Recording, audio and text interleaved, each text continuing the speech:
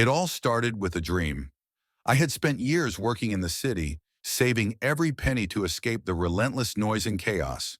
When I finally found a small patch of forested land on the outskirts of Maple Ridge, it felt like destiny. Surrounded by towering pines and the distant hum of a creek, it was the perfect sanctuary, or so I thought. The trouble began on a crisp Saturday morning. I had just stepped out onto my porch, coffee in hand, when the sound of engines shattered the peaceful stillness. Curious and slightly annoyed, I followed the noise to the edge of my property. There they were, trucks, construction workers, and Karen. Karen was my neighbor, though I wouldn't have called her that until that moment. She lived 2 lots down, in a sprawling house with a perfectly manicured lawn and an air of authority that screamed, self-appointed queen of the neighborhood. Standing amidst the chaos, she barked orders at the workers like a drill sergeant, and in the middle of my property, a foundation was being laid. "Excuse me," I called out, my voice tinged with disbelief. "What's going on here?" Karen turned, her expression a mix of surprise and irritation. "Oh, you must be Eric. Good morning." She said it like we were old friends, despite the fact we'd never spoken before. "We're building a shed, a community storage space. Isn't it wonderful?" "A shed? On my land?" My voice rose, matching the indignation bubbling inside me. Karen's smile didn't falter. "Oh, there must be some misunderstanding. This is common land, part of the community. It's all been approved by the homeowner association." The words hit me like a punch to the gut. "This isn't common land," I shot back. "It's my property. I have the deed to prove it." Karen waved a dismissive hand. "Well, the association reviewed the boundaries and there was a slight adjustment. Nothing to worry about." I stared at her, stunned. A slight adjustment? Who were these people to redraw my property lines without so much as a conversation? The workers continued hammering and drilling, oblivious to the storm brewing. "Stop the work," I demanded, "right now." Karen's demeanor shifted. The friendly facade slipped, revealing the steel beneath. "Eric, I understand this is upsetting, but this project has already been approved. Stopping it would cause unnecessary delays and expense. Perhaps we can discuss this at the next association meeting." I wasn't part of the homeowner association. I'd made sure of that when I bought the land. The idea of someone else dictating what I could or couldn't do with my property had been unthinkable. Yet here I was, facing a situation straight out of a nightmare. "I'm calling my lawyer," I said, turning to leave. Karen's voice followed me. "I'd reconsider that. Legal battles can get messy, but it's your choice, of course." Over the next few days, the tension only grew. Karen's construction didn't stop, despite my repeated demands in a cease and desist letter from my attorney. Instead, the homeowner association doubled down. I started receiving notices in the mail, fines for supposed violations of community rules, demands for unpaid dues to an organization I'd never joined. It was clear they were trying to bully me into submission. When I refused to pay, things escalated. One evening I came home to find a notice of violation plastered on my front door. According to the document, my cabin's paint color didn't comply with community standards. It was absurd. My home wasn't even visible from the road, but the message was clear. They wouldn't stop until I gave in. I decided to fight back. Armed with a stack of legal documents proving my ownership, I showed up unannounced at the next homeowner association meeting. The room was packed, with Karen presiding at the head of the table like a queen on her throne. "Eric," she said, feigning surprise. "What a pleasant surprise. What brings you here?" I held up my papers. "I'm here to discuss the illegal construction on my property." Murmurs rippled through the room. Karen's expression hardened. "This isn't the time or place for personal grievances," she said coolly. "We have a schedule to follow."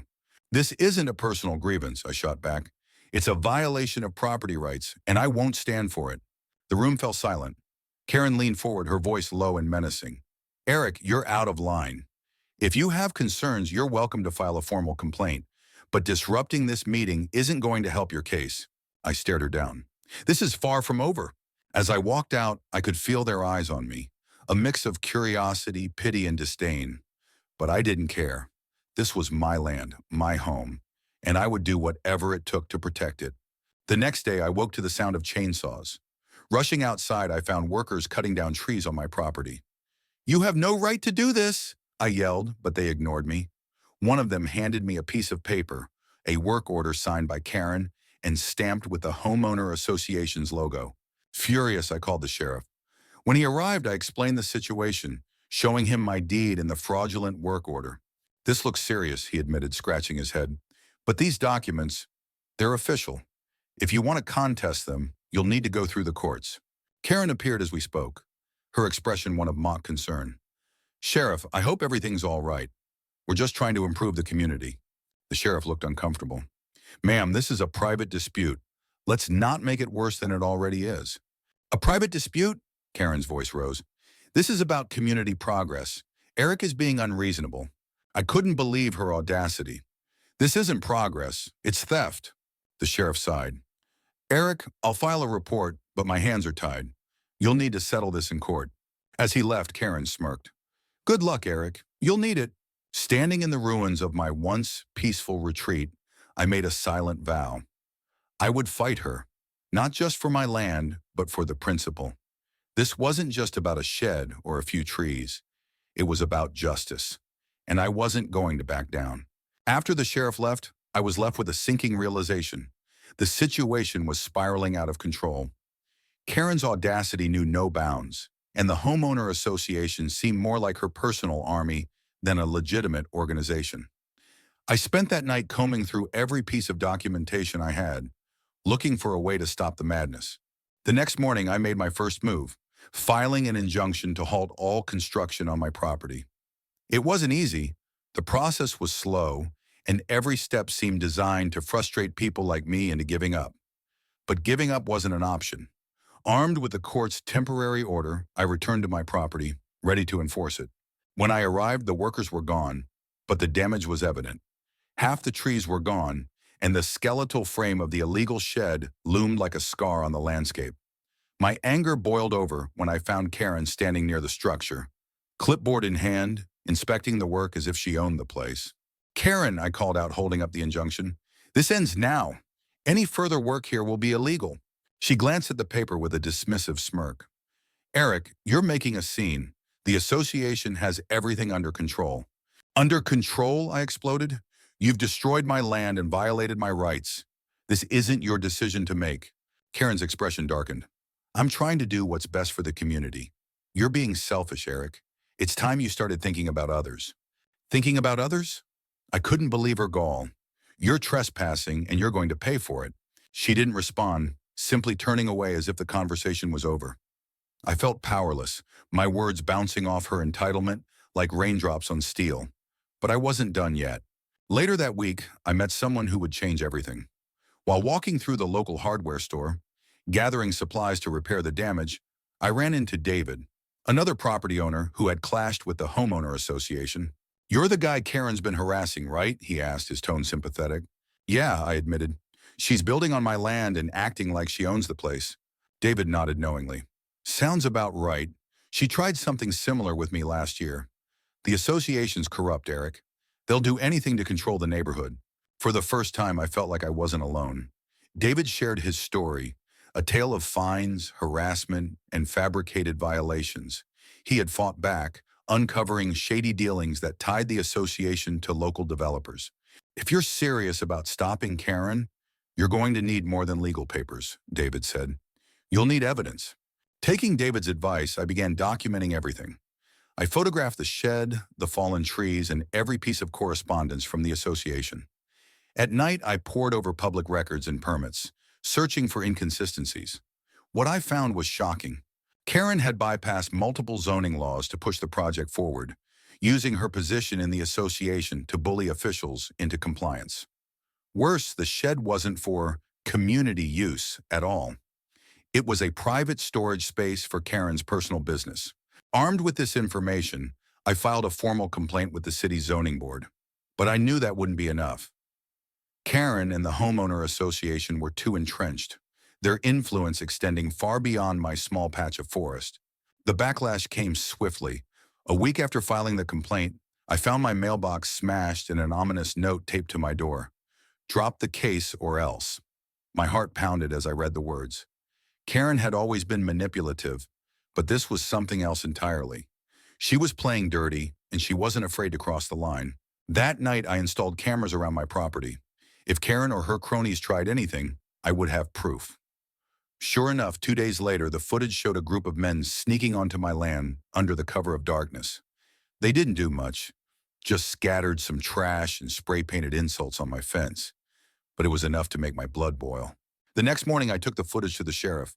"This has to stop," I demanded. "They're trespassing and threatening me." The sheriff sighed, clearly weary of the ongoing feud. "I'll look into it," he promised.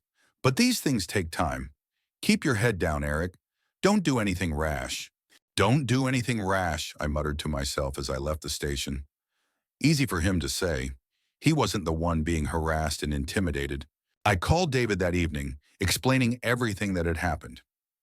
"We need to go public," he said. "Expose them for what they are. The more people know, the harder it will be for them to keep this up." It was a risk, but it was also the only way forward. Together, we began gathering more evidence, interviewing other victims of the association's tactics, and compiling a damning report. Karen's empire of manipulation was starting to crack, but I knew the fight was far from over. As the sun set over my battered property, I felt a renewed sense of determination. They had pushed me to the edge, but I wasn't going to back down.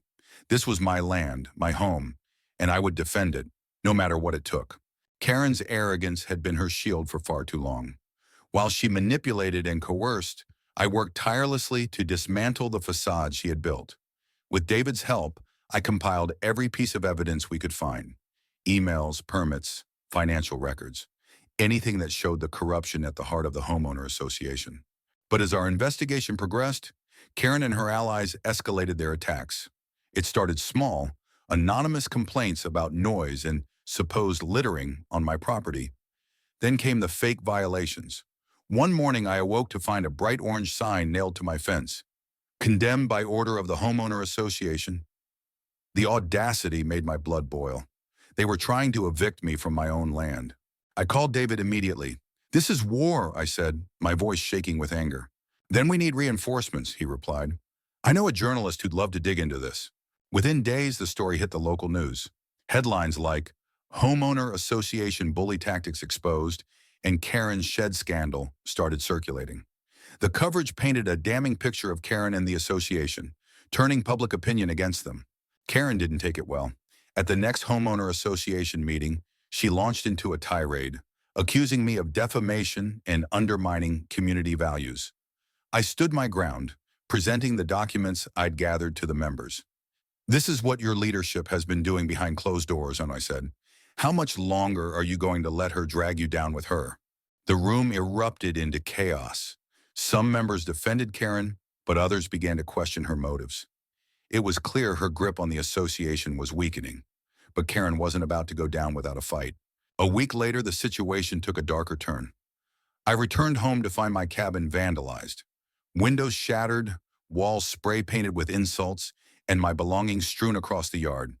A cold chill ran down my spine as I realized this wasn't just intimidation, it was a message. The police arrived quickly, but as usual, their response was lukewarm. "We'll file a report," the officer said, avoiding eye contact. "But without witnesses, there's not much we can do." David was livid when I told him. "They're trying to break you," he said. "But if they think this will scare you off, they're wrong." We doubled down, ramping up our efforts to expose the corruption. I installed more security cameras and started working with a private investigator to dig deeper into Karen's activities.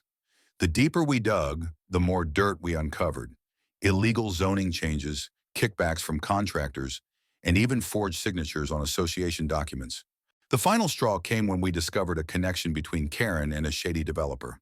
The shed on my property wasn't just a random project. It was part of a larger plan to use my land as a storage site for a new construction project.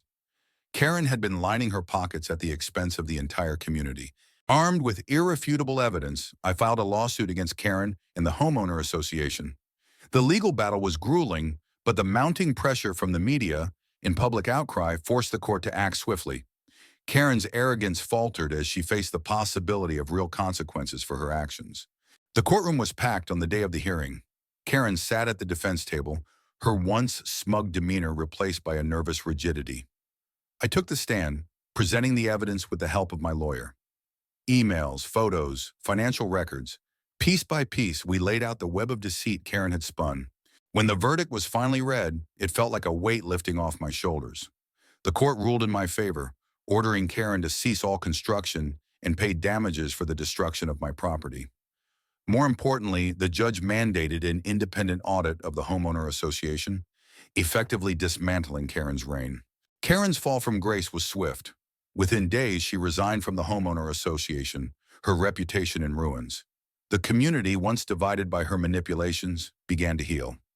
Members who had supported her apologized, and new leadership took over with promises of transparency and fairness. As for me, I finally had my peace.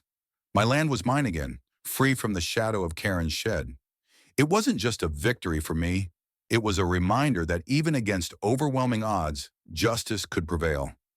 Looking out over my forest, I felt a sense of pride. I'd fought for what was right and I'd won. But I also knew this wasn't the end. Karen might have been defeated, but there would always be others like her, ready to exploit and manipulate. And if they came for me again, they'd know I wasn't afraid to fight back. Karen's downfall had sent shockwaves through the community. News of her manipulation and corruption spread quickly, leaving the homeowner association in disarray. Yet while Karen's grip had been broken, the battle was far from over. The aftermath brought new challenges, both for me and for the community. For weeks, I worked to rebuild. The damages to my property were extensive. The vandalism, the illegal construction, and the destruction of my trees left scars that would take years to heal. Yet as I began repairs, I found support in unexpected places. Neighbors who had once turned a blind eye to Karen's actions now offered to help. They brought tools, supplies, and even just a kind word. It felt like the first real sense of community since I'd moved here. But Karen's influence lingered like a dark shadow. Despite her resignation, some members of the homeowner association were still loyal to her, dismissing the court's findings as a smear campaign. These individuals made it clear they saw me as the enemy. One morning I found a letter taped to my door. It wasn't a threat, but it was close. Your actions have divided this community. We urge you to reconsider your approach before further harm is done. The letter was unsigned, but the message was clear. Some people were still willing to defend Karen's actions, even after everything that had been exposed. It was a reminder that the fight wasn't just against one person, but against an entire system of complicity and apathy. The independent audit of the homeowner association, ordered by the court, turned out to be more revealing than anyone expected. Over the course of several weeks, investigators uncovered a web of financial mismanagement, illegal zoning approvals, and suspicious payments to contractors. Karen's shed project was just the tip of the iceberg. The findings led to several resignations within the association's board. The remaining members scrambled to distance themselves from the scandal, promising reforms and transparency. Yet the damage to the association's credibility was severe. Many homeowners demanded a complete restructuring, while others called for the dissolution of the organization altogether. Despite the public disgrace, Karen wasn't finished. Using her remaining connections, she attempted to launch a smear campaign against me. Flyers appeared around the neighborhood, accusing me of being a disruptive force and blaming me for the community's recent turmoil.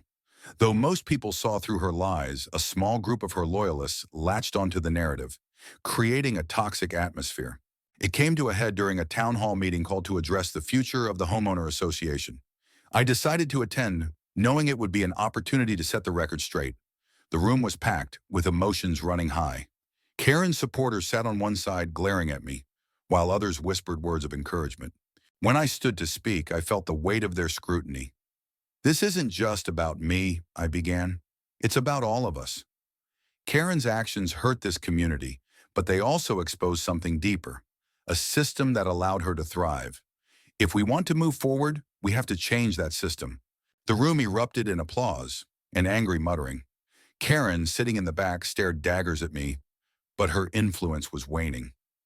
By the end of the meeting, the majority had voted to dissolve the current board and elect a new leadership team. Karen's desperation reached its peak when she attempted to file a countersuit against me, claiming defamation and damages. The case was weak, relying on fabricated evidence and baseless accusations. My lawyer dismantled her arguments with ease, but the process was draining. It was clear Karen wasn't interested in winning. She just wanted to exhaust me. The court dismissed her suit, and the judge issued a stern warning. Ms. Harding, further frivolous legal actions will not be tolerated. It was a small victory, but it felt significant. Karen was running out of options, her once unshakable confidence now replaced by bitterness and defeat. With Karen out of the picture, the community began to heal.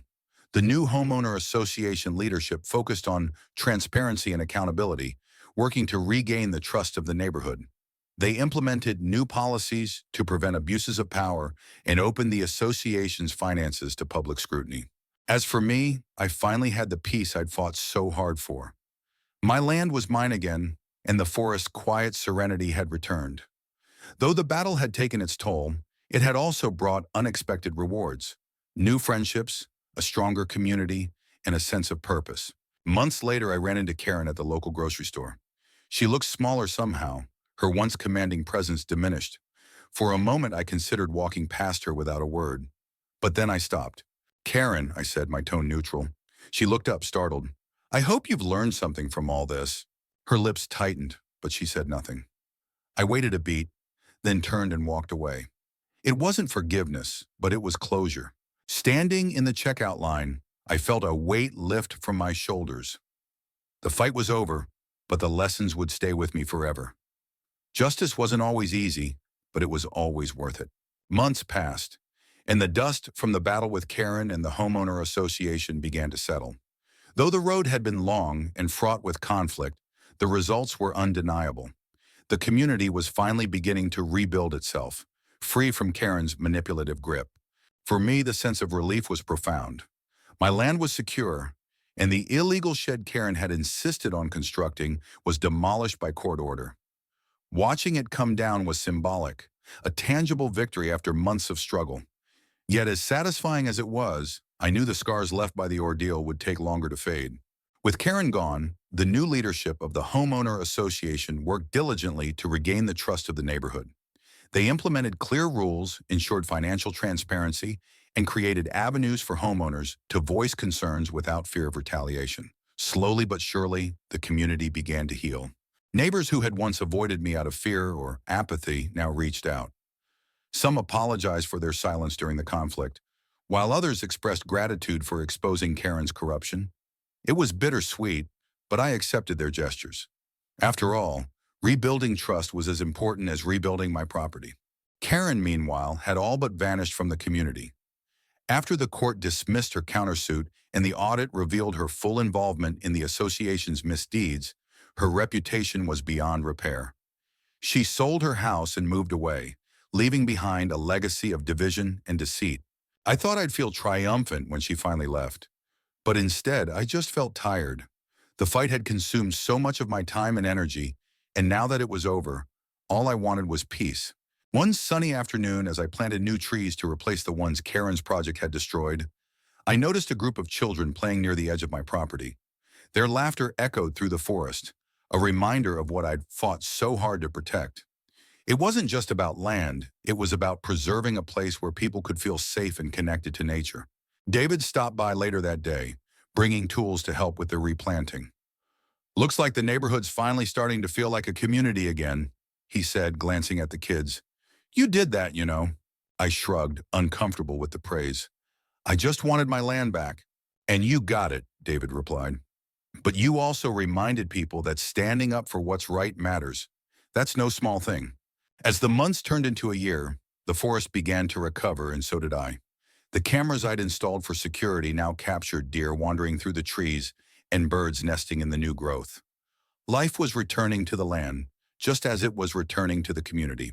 I rarely thought of Karen anymore. Occasionally, I'd hear rumors about her, how she was struggling to rebuild her life elsewhere, but I felt no satisfaction in her misfortune. She'd lost her power, and that was enough for me. Instead, I focused on the future. The fight with Karen and the homeowner association had taught me valuable lessons about resilience, community, and the importance of standing up for what's right. Those lessons stayed with me, shaping how I approach challenges and relationships. On the anniversary of the lawsuit's resolution, I stood at the edge of my property, gazing at the thriving forest. The memory of the shed and the battles it sparked felt distant, like a bad dream I'd finally woken up from. I took a deep breath, the air filled with the scent of pine and fresh earth. This was my sanctuary, my home, and no one, not Karen, not a corrupt association, not anyone, would ever take it from me again. The fight had been worth it. Justice had been restored, and in its place, a stronger, more united community had emerged. As I turned to head back to my cabin, I felt a quiet sense of pride. This land wasn't just mine. It was a testament to what could be achieved when people stood together against injustice.